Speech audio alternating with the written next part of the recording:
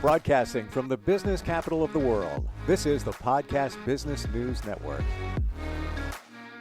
Well, in our work world, our business world, either you love them or you loathe them. I am talking about unions. We're going to dig into that, look at that from an ethical standpoint with somebody who has been involved in the business ethics world pretty much all of his professional life as an adjunct professor of business ethics. He's a senior researcher, has been, and senior conference board working group on global business ethics principles.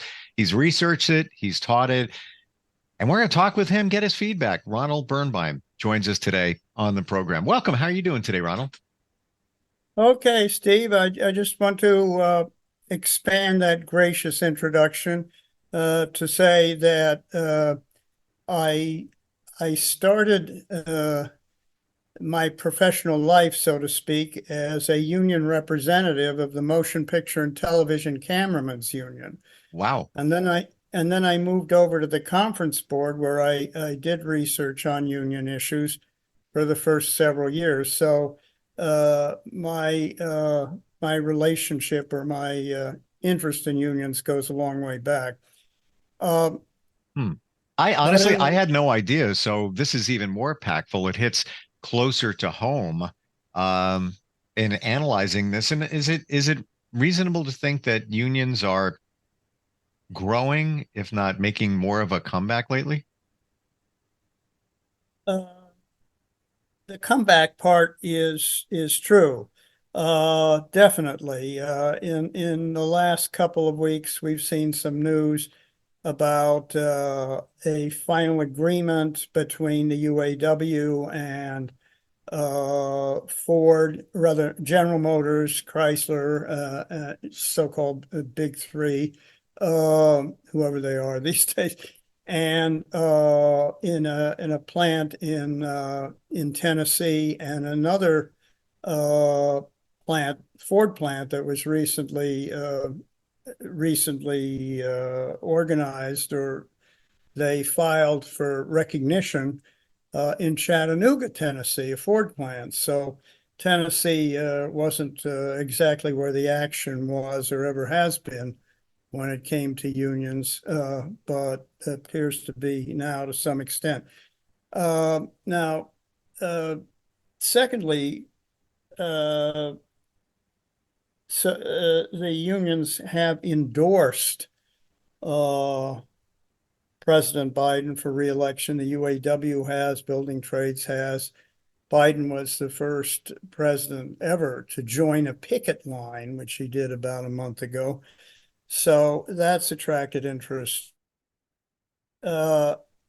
Interestingly enough, when I looked up in the Bureau of Labor Statistics, which is the authority on this matter, the percentage of the workforce represented by unions declined from 10.1 to 10% in the last year. Not a very significant percentage, but the number of employees represented by unions increased, and also unions got some high-profile recognition for organizing campaigns and contract negotiation.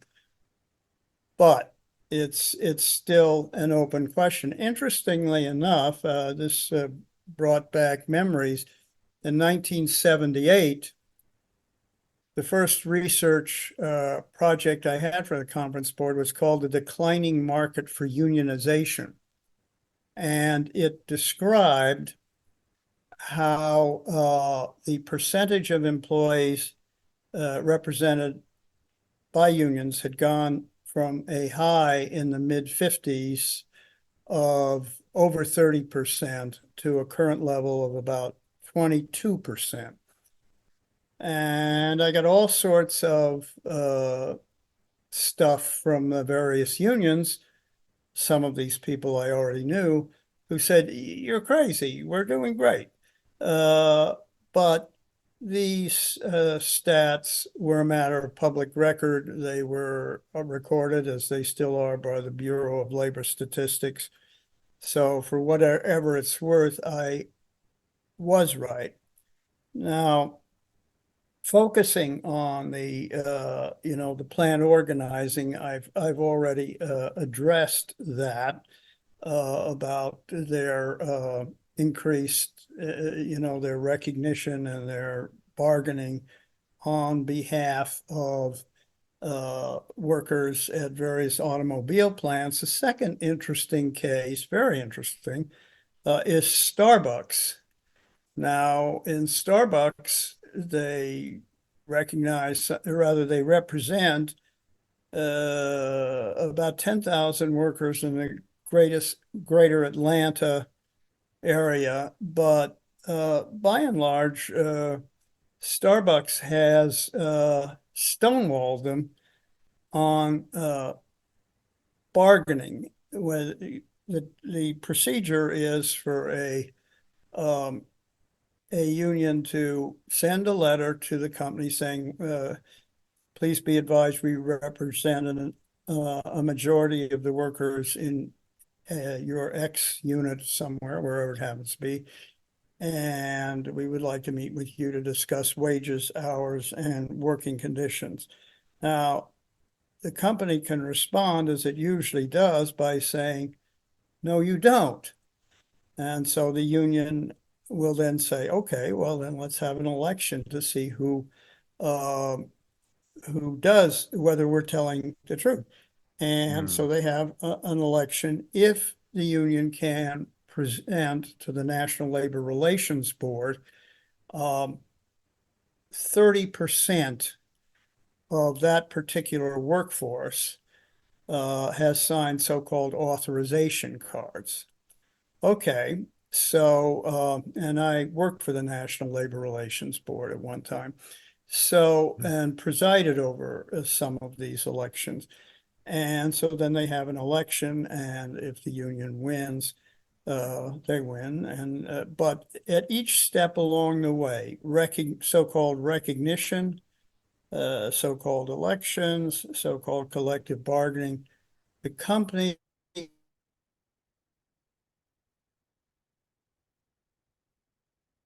can have the union can unfair labor practice complaints, which is this that the company has resisted, refused to bargain with them, and so on and so forth, and they can have unfair labor practice complaints issued against them by the National Labor Relations Board. Starbucks has a lot of these. I think the unions do represent a few bargaining units in Starbucks, but by and large, Starbucks has done everything it can to resist union organizing. And this is because Howard Schultz, who seems to all the world to be a very nice man and likable and so on, not a bad guy in the way union busters used to be, but he says that having a union isn't consistent with Starbucks' business model.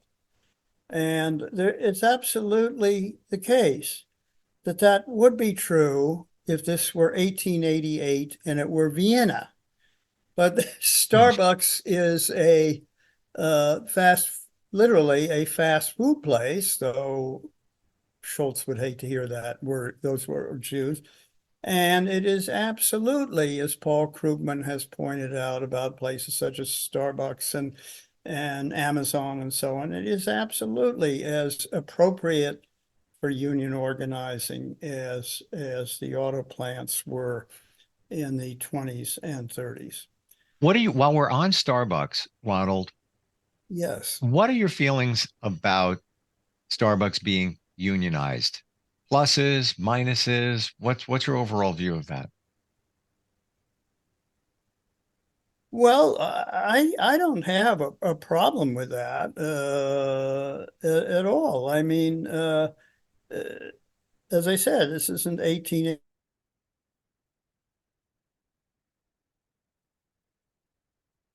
for nice atmosphere and definitely, baristas who really know how to make your coffee, so to speak. Hmm. But it'd be better for everybody if they were better paid, I think. Okay. Well, one thing And I want to interject here, coming from people I know that work or worked at Starbucks, outstanding benefits. The company takes care of their employees when it comes to benefits, union or not. I know people that work there part-time just for the benefits, and I hear rave reviews about that. So, check that box for Starbucks. well, that's not insignificant. And so that if the benefits are really good, perhaps the company could prevail Mm, in the elections that and the attempts and the efforts that unions have made to be recognized. Uh, but in any event, Starbucks is literally where the rubber hits the road in terms of these modern situations. Sorry, that phone's ringing. I can't do much about that. So, in any event, the Jesus. Okay. So, in any event, that's Starbucks. And so I guess now we can look at our frame, the greatest good for the greatest number. That's the economic frame.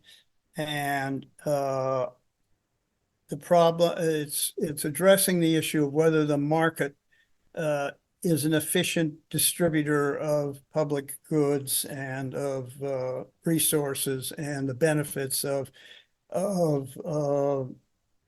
commercial transactions. And in one respect, it is clear that the market is not nearly as good as it was in the 1940s and 50s in that respect. We are at a point of close to record economic equality.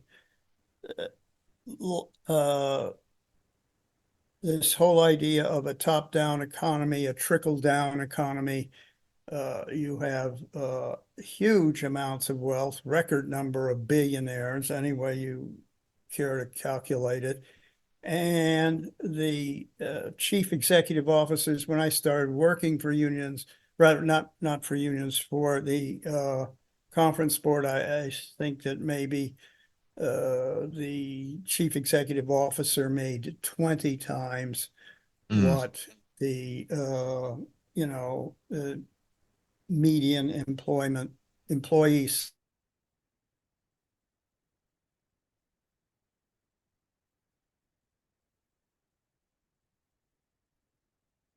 And so on. So if you think it'd be better for the economy to grow from the center out, so to speak, as economists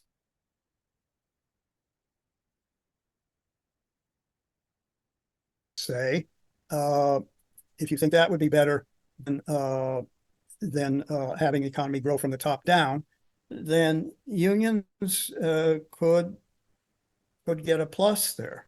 mm. Now, as far as the law, uh, I've various procedures for relations. I think that it has been pretty good over the years, tested over the years, still very much in effect. Maybe it can be fine-tuned, but the law is there, certainly on the side of employees when companies are behaving badly.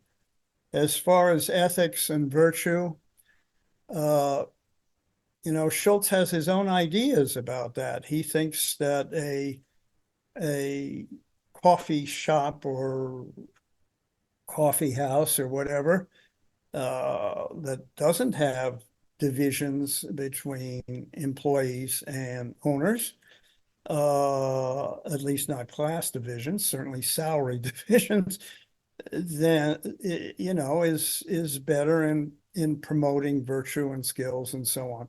I think that's questionable in this modern age. But the real issue, to my way of thinking, is the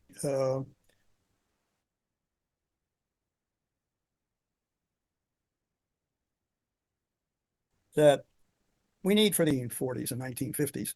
Uh, and if we continue to have this top-down type economy, I don't think that that will lead to overall benefits in the long run. And we have already seen some of the problems with that sort of thing in terms of the availability and affordability of housing, in Mm. terms of all the, minimal, even minimal requirements of life. So we had a Great Depression, then we had a Great Compression, and perhaps something not quite that drastic is in order now, but I think that unions could certainly contribute to an improvement in that regard.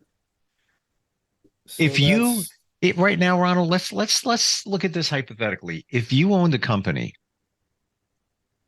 and there was it was thriving, doing well, you had a substantial amount of employees, would you encourage a union situation? Would you be open to it? well, those are two different things. I would be open to it if that's what the employees want, but the last thing in the world that I think an owner should do is encourage them to join any particular union or anything like that. I think that's not what you want to do. You want to have uh, hands-off relationship with a representative. If you're going to have a union, you want to have a hands-off relationship with a representative of their choice. Let's you might not encourage the union No, I situation. wouldn't do that. I Right. wouldn't, I wouldn't want them to think that, because uh, then they would really think I was up to no good, and they would probably be right. So, Okay. If they presented it to you in numbers, what would your first feeling be? Would you be thinking, "Oh boy, this is going to be a problem," or it's okay. They want to be unionized. It is what it is. Obviously, I can't fight it, and then we just go in that direction. I would say let's have an election, and if they get certified, which means a majority vote, then let's talk. The first election over which I presided was, I think it was a motel or something like that in Alaska. And Wow. the boss was there. The election was held. There were about 12 employees. You can't recognize a union as a bargaining.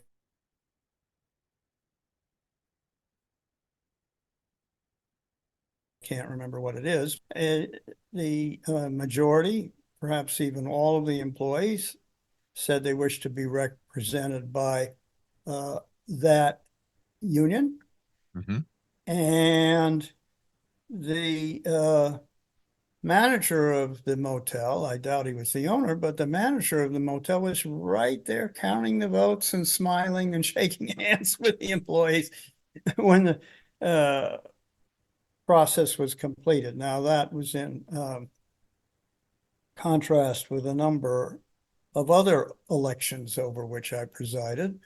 But in any event, that sometimes happens, and that's fine.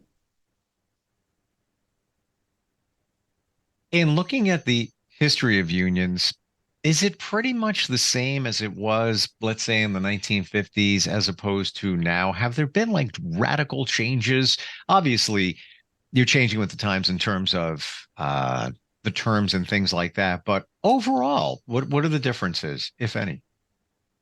I mean, the differences between now and, Yes. yeah, well, until recently, there has not been much of the way of organizing except with public employees. and or semi-public employees. The last election over which I presided was a teachers union that organized, I think it was the University of Seattle. I was working out of the Seattle office. And, the teachers won and everybody got on with life as far as I know. I certainly did because a year or so after that, I was working somewhere else. But,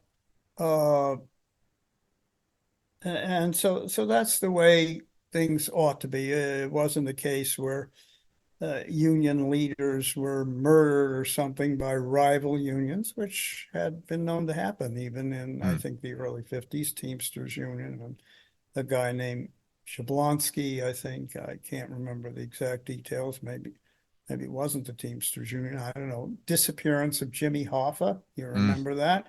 Sure. And, so the rivalry between unions has also been a problem, and historically, doesn't appear to be a problem today.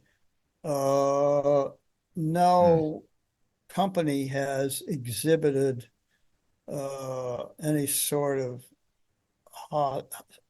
hostility to unions, the likes of which you used to see. Even Mr. Schultz in Starbucks is what I would describe as good-natured, so to speak, and perhaps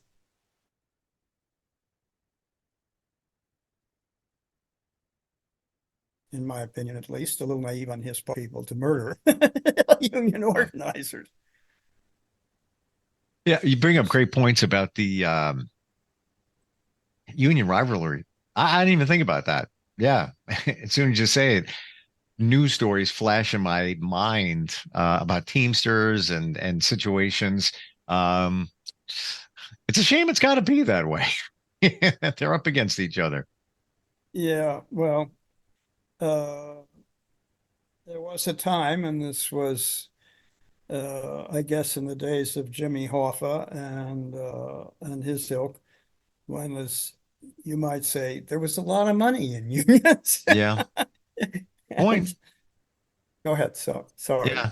We're just about out of time, and our internet connections is a little bit spotty. So thank you for today's talk. This is emerging very fastly in terms of unions getting a stronger hold at this time. How does somebody reach out to you, Ronald? If somebody has a thought on their mind, or they just want to connect with you and just share some dialogue, how do they find you? Can we email you? Yes, you certainly can. It's Ronald.Berenbeim, BERENBEIM @gmail.com. And if you want to call me on the telephone, old-fashioned landline, 212-831-0645. A lot of interesting things to think about today, whether you're in a union or potentially in a situation where you could be in one, and just overall how this is going to affect the election. Good talk today, Ronald. Truly appreciate you being on the show with us. Thank you very much. Nice talking with you. You too. We'll be right back. Are you looking for even more of the podcasts and hosts that you love? The Podcast Business News Network is proud to announce that you now have even more ways to listen live. Check out the MyTuner Radio, online radio box, and Simple Radio apps on iOS and Android, or find us online. Search for Business News Network on mytuner-radio.com, or search Podcast Business News Network on streama.com and onlineradiobox.com/US. Take your podcast on the go and don't miss a minute of the action.